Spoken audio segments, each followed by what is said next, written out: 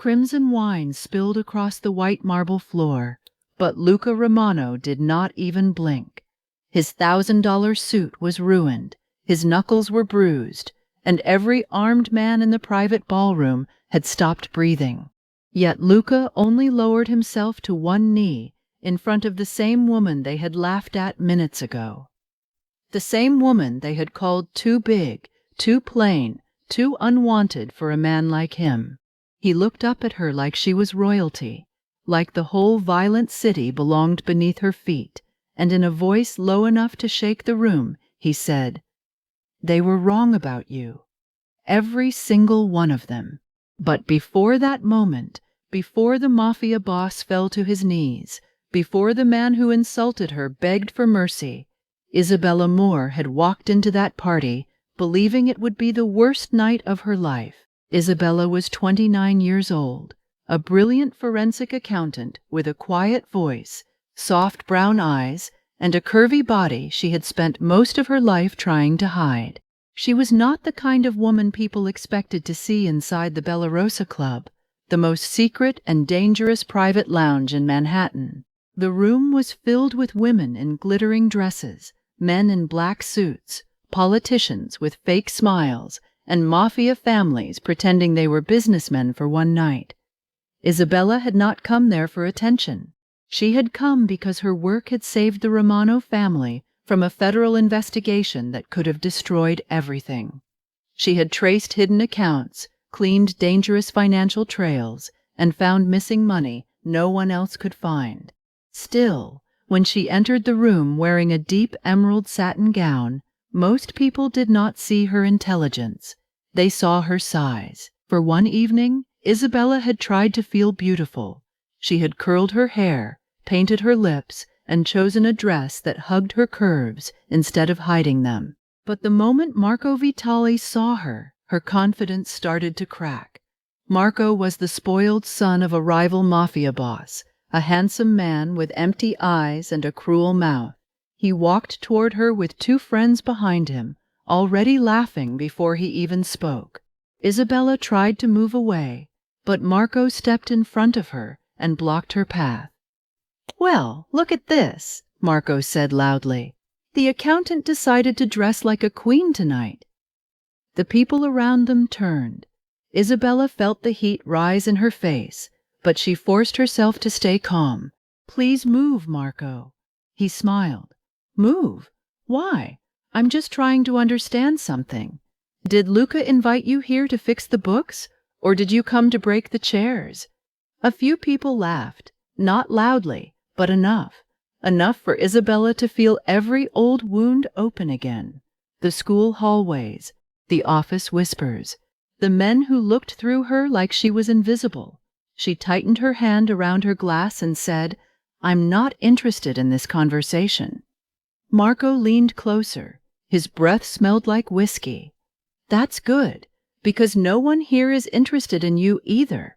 Look around. These are powerful men, beautiful women. You don't belong here." Isabella swallowed hard, but she did not cry.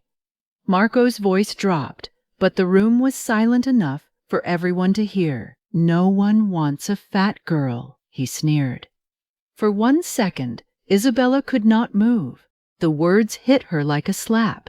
She had heard cruel comments before, but never like this.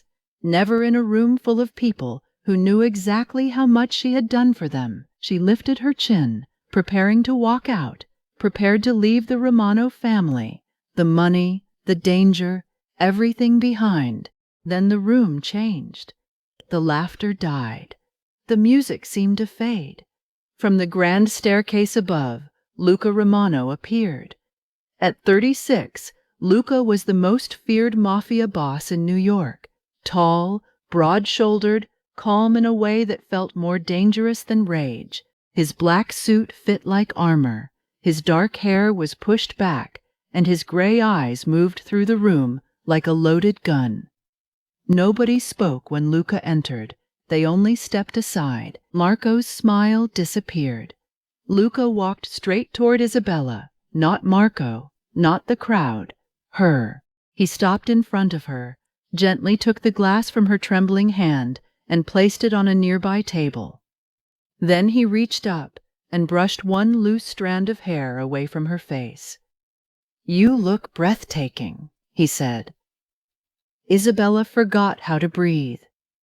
Marco laughed nervously. "Luca, I was just joking." Luca turned his head slowly. "Did I ask you to speak?" Marco went pale. Luca looked back at Isabella. His voice softened again. "Did he hurt you?" Isabella opened her mouth, but no sound came out. Luca's expression hardened. He turned fully toward Marco. "You insulted my future wife." The room exploded into shocked whispers. Isabella stared at him. Future wife? She had never even had a private conversation with Luca Romano before tonight. Marco stammered, "I didn't know she was with you." Luca stepped closer. "That is your defense? That you would only respect her if she belonged to a man?" Marco backed up. Luca grabbed him by the front of his suit and threw him to the marble floor. The sound echoed through the ballroom. Marco groaned, trying to stand, but Luca placed one polished shoe on his chest and pushed him down. "Apologize," Luca said. Marco looked around, humiliated. "I'm sorry." Luca's voice became colder. "Not to me." Marco turned his head toward Isabella, his face red with shame. "I'm sorry, Isabella." Luca looked at her. "Is that enough?" Isabella's hands were still shaking, but something inside her had shifted. For once, someone had not told her to ignore it. For once, someone powerful had made the cruelty stop. She whispered, "For now." Luca removed his foot. "Get out before I change my mind." Marco scrambled to his feet and ran from the room, his friends following him like frightened dogs. Luca turned back to Isabella and offered his hand. "Come with me." Outside, rain poured over the city. Luca helped Isabella into the back of a black bulletproof Maybach. The door closed, sealing them inside a quiet world of leather, rain, and shadows. Isabella sat stiffly beside him, trying to understand what had just happened. "You shouldn't have said that," she finally whispered. Luca looked at her. "Said what?" "That I'm your future wife." He studied her face. "I don't lie in public." Her heart jumped. "You don't even know me." "I know enough," he said. "I know you saved my family millions. I know you found mistakes my own people missed. I know you work until your eyes burn. I know you pretend not to care when people hurt you. And I know Marco Vitale is not the first man who made you feel unwanted." Isabella looked away quickly. Luca's voice became softer. "But he will be the last." The next morning, Isabella resigned from her old position and accepted Luca's offer to work directly for him. He gave her a private office on the top floor of Romano Tower, with glass walls overlooking Manhattan. At first, she told herself this was business, nothing more. Luca needed her skills. She needed protection after what had happened. But Luca Romano did not treat her like an employee. He treated her like something precious. He sent lunch to her office every day, not salads she never asked for, but rich pasta, warm bread, fresh fruit, and coffee exactly the way she liked it. When she worked late, he stayed late. When she explained complicated financial trails, he listened as if every word mattered.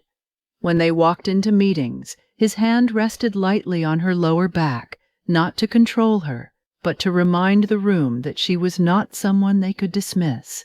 Slowly, Isabella stopped hiding herself. She stopped pulling at her dress when she sat down. She stopped apologizing when she took up space. She even started looking directly at men who once ignored her. And Luca noticed everything. One night, after a long meeting, Isabella found him watching her from across the office. "What?" she asked. He smiled faintly. "You're becoming dangerous. I'm an accountant." "No," Luca said, walking closer. You are a woman who finally understands her value. That is much more dangerous." Isabella wanted to laugh, but her throat tightened. "You make it sound easy."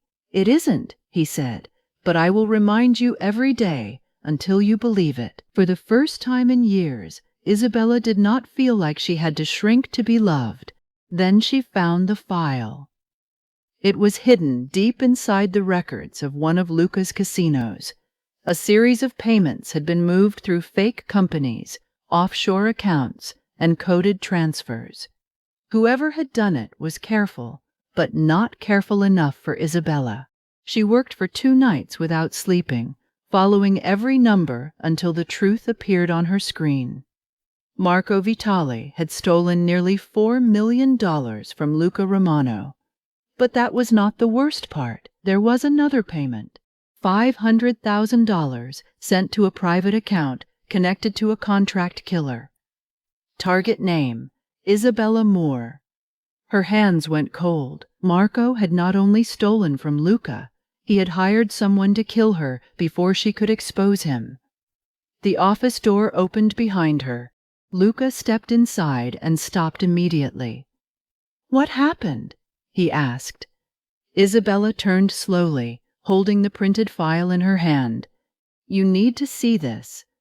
Luca took the file. His face did not change at first.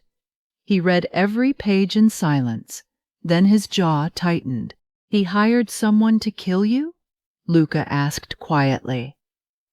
Isabella nodded. The room became terrifyingly still.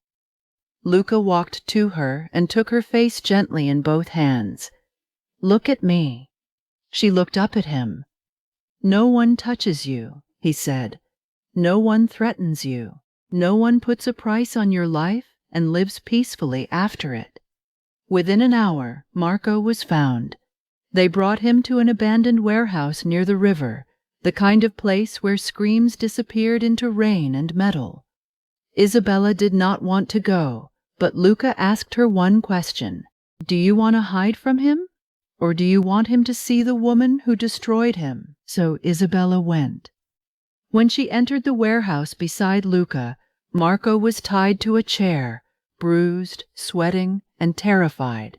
His expensive suit was torn. His arrogance was gone.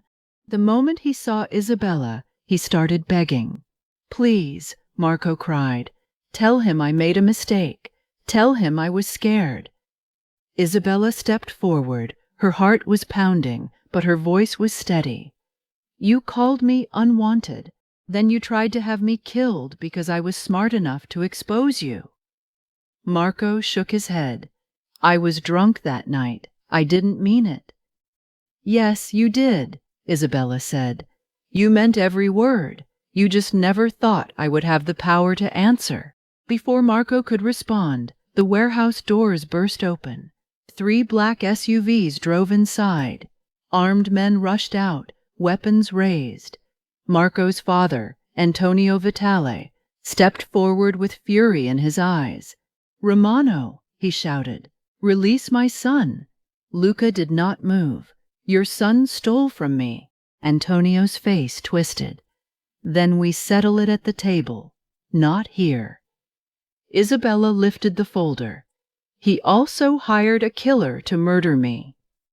Antonio froze. She walked forward and handed him the evidence. Nobody stopped her. The old Mafia boss opened the file. Page by page, his anger drained into shame. Marco started crying. "Papa, she was going to ruin me." Antonio looked at his son. "You ruined yourself." Marco's fear turned into rage. He glared at Isabella, his face ugly with hatred. "All of this for her? Look at her. No one wants a fat girl. She is nothing." Luca moved so fast no one saw the first punch. Marco crashed back against the chair, blood spilling from his mouth. Luca grabbed him by the collar and leaned close. "She is more than you will ever be," Luca said. "She is the reason your lies came to light. She is the reason your father knows the truth. She is the reason you are finished." Antonio closed the file. His voice was heavy. "There will be no war. My son broke the code," Marco screamed as his own father turned away. One by one, the Vitale men lowered their weapons. The SUVs backed out of the warehouse, leaving Marco alone with the consequences of his cruelty. Luca released him and stepped back. "Take him away." His men dragged Marco into the shadows, still begging, still crying, but Isabella no longer felt anything for him. Not fear, not shame, not pain, only peace. When it was over, the warehouse became silent except for the rain hitting the roof. Isabella stood in the middle of the concrete floor, shaking. Not because she was weak, but because she had survived everything meant to break her. Luca walked toward her slowly. His suit was stained, his knuckles were cut, but his eyes were soft. "I'm sorry," he said. Isabella blinked. For what? For every moment you believed men like him were telling the truth. Tears filled her eyes. Luca reached into his jacket and pulled out a black velvet box. Then, in front of his men, in front of the blood, the rain, the broken pieces of the night, Luca Romano lowered himself to one knee. Isabella covered her mouth. He opened the box. A diamond ring flashed under the warehouse lights. "They saw your body and called it weakness," Luca said. "I saw your courage. I saw your mind. I saw your heart.